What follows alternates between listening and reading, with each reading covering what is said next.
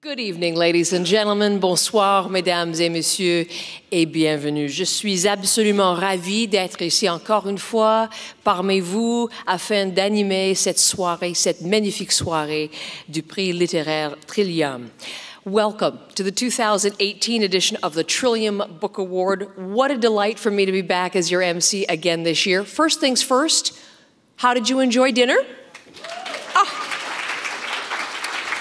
I expect so. Would you join me? Well, we sort of did already, but would you join me in thanking Temptation for preparing and serving that delicious meal to us again tonight?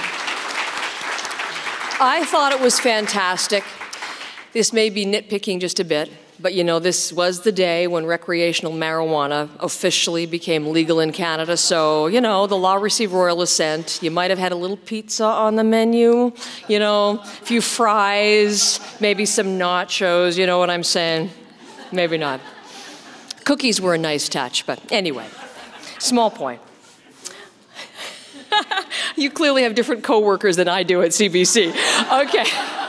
I want to thank as well the Toronto Public Library for hosting us. So thank you to everybody at the library and congratulations. I want to add that tonight because I was reading just the other day, there's a global survey that just came out from a university in Dusseldorf that ranked Toronto's, I don't know if you saw this, but Toronto's as the best public library system in the world. Indeed. And it talked about how a full 70% of Toronto's population makes use of the public library because of its books and its music, digital services, and because of events like this one. So the Bram and Bloom Appel Salon seems like an especially apt backdrop for what we're doing here tonight, which is, of course, here in the best library in the world, honoring the best writers in the province. All but two of our nominated authors are with us tonight, and we are just delighted at that. Could I just ask all of our finalists to stand so we can recognize all of you together as one and congratulate you on your Trillium Book Award nominations.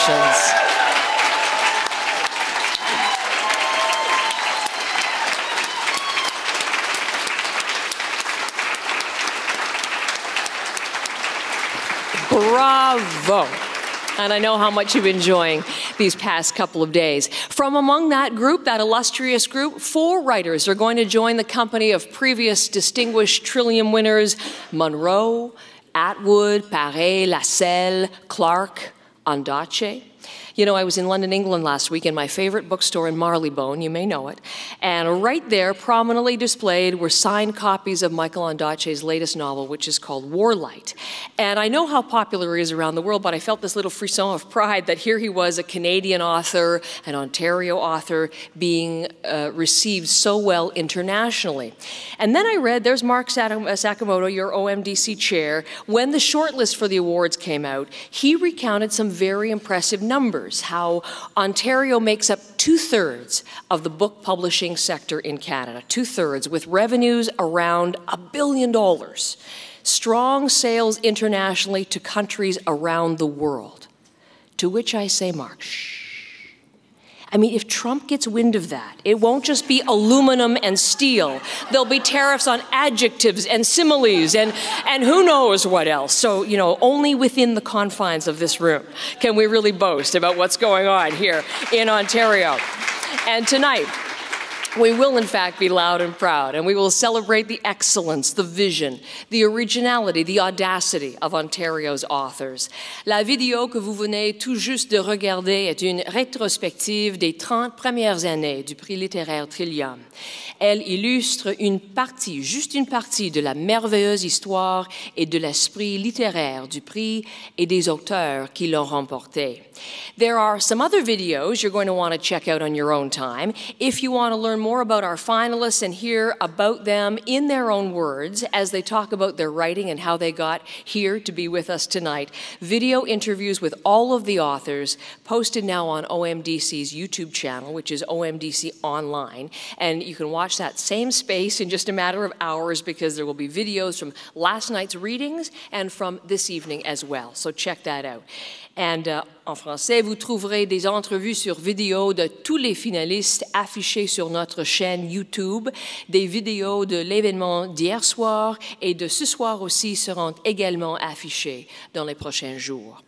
There is one group among us tonight that I know is already fully aware of the depth and the talent and the technique of our nominated writers, and they are the members of the English and French juries. I want to begin the presentations tonight by acknowledging our jurors and thanking them for their effort and dedication, because it is no mean feat, I'm sure, to take the many, many submitted works, to pare that long list down to a short list, and then, of course, determine the winner in each category. J'aimerais maintenant rendre hommage aux membres des jurys pour leurs efforts et leur dévouement. Nous leur avons confié la tâche très difficile de choisir les ouvrages finalistes. Nous tenons à les remercier pour leur rôle et leur soutien indéfectible. Now, since I am in the business of breaking news, I get to share with you this headline that there were actually so many submissions this year, which is just wonderful. OMDC actually had to invite 2 English juries. Never happened before, so that's really extraordinary. One for the Trillium Book Award and the other for the Trillium Book Award for Poetry. So let me begin with some of the comments from the jury for the Trillium Book Award, their assessment of the overall list of nominees. The jury found its reading and deliberations to be both overwhelming and exhilarating. There's such a bounty of excellence in Ontario writing. The Trillium shortlist reflects the creative reach, the diversity of subject matter, and the literary excellence in our province. These books represent what's best in Ontario writing. They could not be more different in style, content, and the range of characters. What they have in common is a commitment to stories that are at once deeply personal, yet universal. Would our jurors please stand for acknowledgement? Nathan Adler, Cynthia Good, and Rabindranath Maharaj.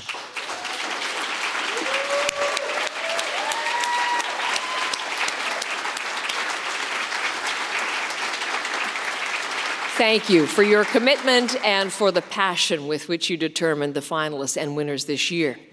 Our poetry jurors, this is what they said of the nominated collections. Poised and precise, these 3 talented writers unearth what it means to be Canadian and, moreover, what it means to be human, filling their books with unique, entirely individual phrasing, vivid imagery, and verse that tackle subjects many of us would rather pretend don't exist. These poets invoke new moments of awareness, asking the readers to reassess and reflect upon things we too often take for granted. Signaling a new poetic diversity, all 3 of these collections are wide-ranging and authentic in the depth of emotion they express. They draw us and sometimes drag us toward the deeper meaning of everyday living. So please thank me, or join me in thanking our 3 jury members as well for the poetry collections, David Grew, Megan Strymus, and Anna Yin. Would you please stand?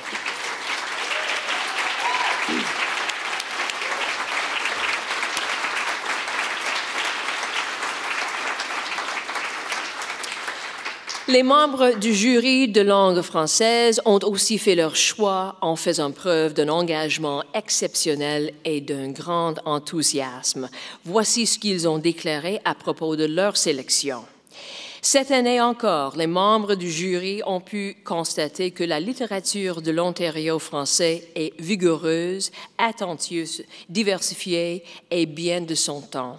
Elle expose avec lucidité les dilemmes, les grandeurs et les débordements de l'époque charnière que nous vivons. La poésie émergente s'avère riche, originale et profonde. On danse sur les mots, on ébranle les frontières des genres, on force le rythme, on touche à l'universel. À travers les romans, récits, nouvelles, essais et recueils de poésie inscrits cette année, le jury a pu voyager sur tous les continents, plonger dans le temps, fréquenter de fascinants personnages. Ces œuvres racontent, chacune à sa manière, le parcours d'êtres humains qui nous ressemblent, explorent leur angoisse face aux sentiers qu'ils sont forcés d'ouvrir, témoignent de leur survie ou de leur sacrifice. Des œuvres de qualité qui sonnent juste et allument notre imaginaire. des œuvres aux couleurs, aux accents et aux styles variés, des œuvres qui touchent, des œuvres littéraires à inscrire dans la mémoire collective. J'aimerais remercier les membres du jury qui ont écrit les phrases précédentes, qui sont elles-mêmes la poésie, et leur demander de bien vouloir se lever aussi. Daniel Castillo Durante, Aristote Kavungu et Michel Matteau. Merci beaucoup.